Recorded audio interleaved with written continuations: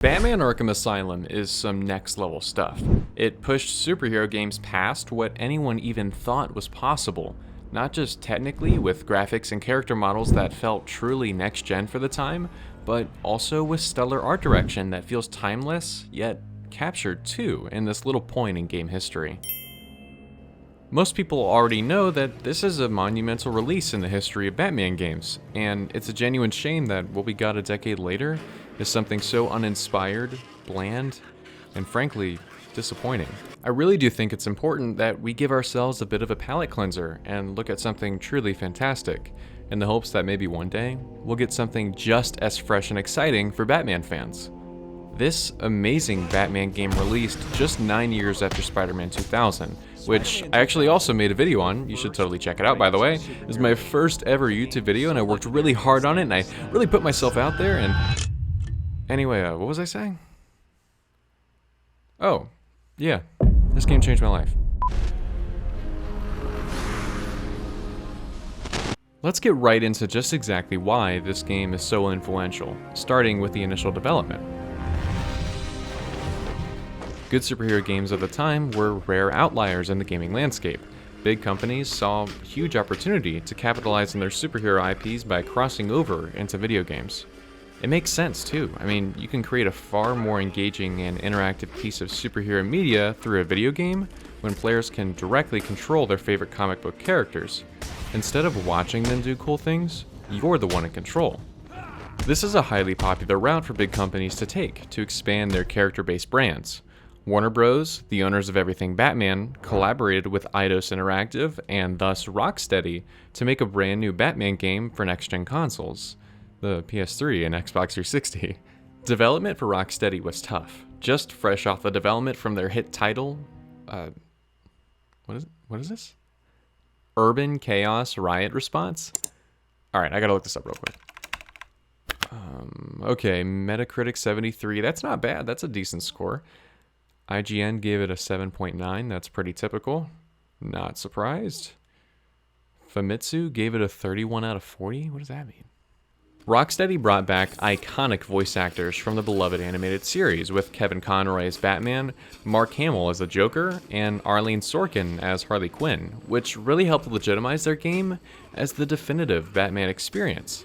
Attaching such legendary portrayals, and to some the only portrayals, really does add to the comic book feel of the game. Rocksteady was trying to prove themselves here, and they were asked to make a Batman game that only they could make. Inspired by Arkham Asylum, a serious house on serious Earth, a dark and tragic Batman story that takes the Caped Crusader deeper and deeper into the heart of darkness that is Arkham's padded cells and flickering lights, a place that he doesn't belong, yet is also trapped within an aura that feels like home. Covering that comic's darkness in this game set the tone from the very beginning. Selling this game meant diving into something fresh for consumers to play, not something boring, repetitive, and uninspired. So presentation was everything, with interiors that feel as trapped and claustrophobic as the exterior spaces feel vast and open, adding to this game's tone as you navigate a madhouse set free. I always liked the skybox in this game, with the massive moon sitting just under the Gotham City skyline, and who could forget that iconic intro? It was such a great way to introduce the player into this world and get them to really slow down and appreciate all of the work that was done, from the iconic sounds of the Asylum. Did anyone catch the game last night? To the incredibly well-designed character models. I mean, what a way to set the tone. Escorting the Joker, Hannibal Lecter style, knowing something's gonna go wrong because you just spent $60. It's not like he's just gonna go to jail and everything's fine. Joker breaking out is this game's inciting incident, causing a chain reaction that introduces the game's main method of handling these horrors of the Asylum, the free-flow combat system. We celebrate it now for its impactful punch and fluid animations, but this combat system originated in this game and was remarkably groundbreaking for the time. Snapping to enemies and doing this super cool attack across the room in other games at the time would cost you multiple button presses. You'd have to look at the enemy, walk over until you get close enough that you're certain your shot's gonna land, and then you gotta press the attack button, and of course hope that your shot's gonna land. There's this slight stickiness to it. While it's not necessarily bad, in fact many games are like this and some games are meant to be played in this way, it does mean that the player has to make a lot of small decisions to move and direct their character the way that they want to. And this is about the Batman fantasy. How many actions does the player have to take to hit someone across the room in Batman Arkham Asylum? Well, I'll show you. And that's it. To my knowledge, there's not a game that came out in 2009 that had a combat system this smooth and this focused. The other games would take this feature away, but I always love the special move that lets you pick somebody up and just throw them wherever you want it. The physics make it so silly, it's amazing. Using your gadgets in combat feels pretty fun, but I have to admit that the future games do this so much better that playing this game now makes it feel a little dated by comparison. There's just not enough gadgets that you can use, and I'm spoiled by the future games that ended up doing this part of the game a lot better. Which actually says a lot about how Rocksteady improved their formula for the sequels. Breaking a criminal's leg with this violent twist and then immediately swinging to the other side of the room to smash the 5th skull in the last 30 seconds is brutal Batman combat at its finest. Playing this game again for this video reminds me of just how fun it is to beat thugs up, and I can see why a combat system built for Batman has been borrowed by other games. I mean, it's just good. Everybody's played it. We all know it's good. Get off my game. Staying within the shadows is integral to the Batman character on the page, but how does Rocksteady adapt stealth into something that's interesting and also fun to play? Well, you make it absolutely necessary. Batman might be able to take dozens of punches, but he cannot say the same for bullets, getting taken out pretty quick if you aren't careful. Hey, someone help Bat Baby up off the floor. Being in these stealth sections can be a little jarring at first when compared to the breakneck speeds of the game's main flow, but it only pushes the player into playing into Batman's other strengths.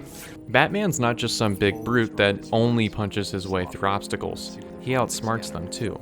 Designing the stealth in this way is an incredibly smart decision by Rocksteady, as it funnels the player into playing like Batman, stalking thugs as you get closer and closer, or hanging from above, waiting for your target to make the mistake of not looking up.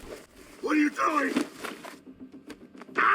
Other games where stealth is suddenly the only way through can feel forced and even unfair, but since lurking in the darkness is a part of Batman's overall character, it really isn't a true criticism, at least to me. Later sections deeper into the story evolve the stealth as your vantage points that you've been abusing for the entire game are now these ticking time bombs that you can only use for a few seconds. Let's test him out. No, I'm still up. These were your lifelines, and destroying them makes the game's stealth far more engaging. Thugs will start to wear collars that beep loudly when they are knocked unconscious, meaning that you have to really think strategically and plan your stealth several steps ahead and really plan your moves. Even with all that said, stealth is still far too easy for most people. I'm moving around him.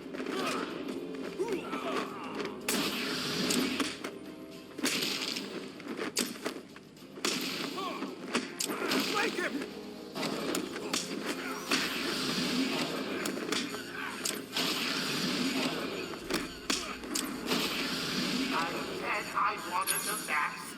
I only wish Rocksteady took this evolution further, but this is something that they would improve in later games.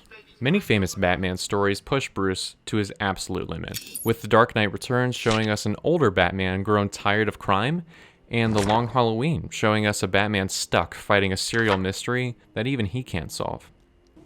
Batman Arkham Asylum's story does the same, utilizing its gothic setting masterfully to tell a story about an experienced Batman foiling the Joker's plot to take over Gotham using an army of Banes. That's the general premise, but the story takes its own twists and turns that push the player all over Arkham Island to keep things interesting and engaging. It's not exactly the most complex or even thought-provoking story that Batman fans are used to, but it maintains its authenticity by being extremely accessible. Series villains are used to their fullest potential, with my favorite being Scarecrow, which absolutely terrified me as a kid. Every time you encounter him, you're greeted with these genuinely terrifying sections where you're stripped from control as you dive into Bruce's dark and tragic past. Slowly walking in a never-ending hallway as the environment changes and shifts around you until you confront Scarecrow face to face is one of my favorite parts of this game. Whoever's idea it was to make these sections was a genius. It just fits the Batman universe and this game's story so well. Bringing him back to lead his own game was the right call too, even if the execution was a little flat. The Scarecrow sequences are just one of many memorable moments in this game.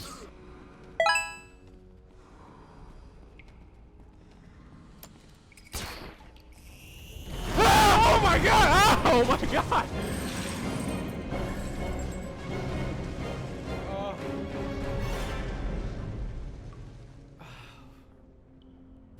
Oh my god! Go! Oh. Oh, I can't. I like Harley Quinn's characterization too. She comes off as this annoying obstacle that just gets in your way the entire game, as Joker does all of the work behind the scenes. Even characters that you wouldn't think would make sense in this kind of story, like the Riddler, have their own unique appearances. I always like that you don't fight the Riddler directly, but instead beat his challenges and find his hidden Riddler trophies. There are also riddles that you have to solve that are accurate to his character. I mean, he's called the Riddler, that's kind of how this works. The more riddles that you solve, the angrier he gets, culminating in his arrest. No way you were doing this alone. Please help You can also collect Asylum interviews of some of the game's supervillains, with some of these getting pretty dark. Taped interview 39. Patient's name is Edward Nigma. At this point in time, I've yet to decide if Mr. Nigma is a suitable candidate for the Titan process. I'd like to talk about your childhood. Miserable. Next. By all accounts, that is where your fascination with riddles began. I believe discussing those years could explain your compulsive behavior. Very well. My father hated me. Always called me a moron. I see. I was determined to prove him wrong, so I entered a contest at school. A $20 prize to the kid who could figure out an almost impossible logic problem. I won, of course. And that pleased your father? Hardly. He was convinced I had cheated. He kept yelling, "You must have cheated! Admit it, you moron! You cheated!" I swore I didn't, and he hit me for lying. I'm sorry to hear that, Edward. Don't be. He was right. Future games would expand on this form of collectible side content, but there's something special to me about this first entry, knowing that we're going to see the Riddler in all of these other games. Arkham Asylum becomes this museum of Batman lore hidden in plain sight, with references to other Batman villains that would appear in future games or just stand on their own as these deep-cut references to characters or events that not everybody knows about. Players can enjoy this game in all of its aspects, regardless of their previous knowledge of the Batman universe, and that's all thanks to the extremely talented team at Rocksteady. It goes to show that taking your time to craft something truly artistic and focused is the real way to bring in players, not battle passes and reoccurring events designed to force you to play in fear of missing out. That's why it's so heartbreaking that we were handed something that plays better as a corporate return on investment than something truly empowering, something we wanted.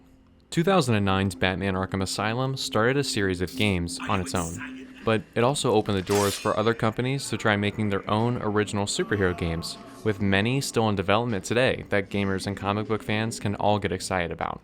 In every avenue, you can't help but play as the Batman in Batman Arkham Asylum, and replaying this entire game for this video has been a lot of fun.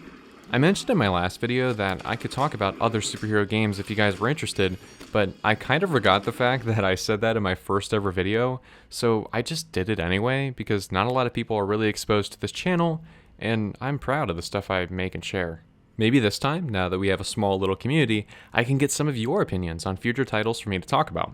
Be sure to like this video if you enjoyed it, and subscribe to the channel to be notified of future videos. Should I continue with the rest of the Arkham games, or maybe I jump to something else and talk about other games in different genres? Leave a comment down below on what you guys think I should talk about next. Bye guys. Anyway, what was I saying? Oh, yeah. This game changed my life. Jesus, that was so bad. Oh my gosh.